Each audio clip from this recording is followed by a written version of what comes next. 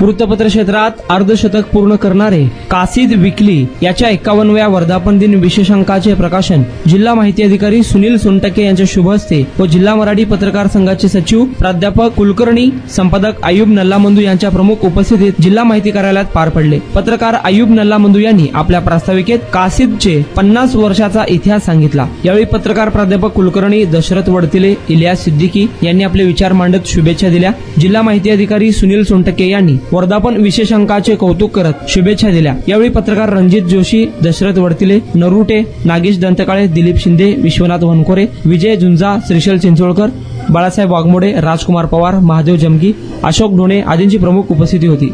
सूत्रसंचालन कुलकर्णी सर यांनी तर मझर अल्लोळी यांनी आभार मानले। गफूर सौदागर यांचा हा आढावा।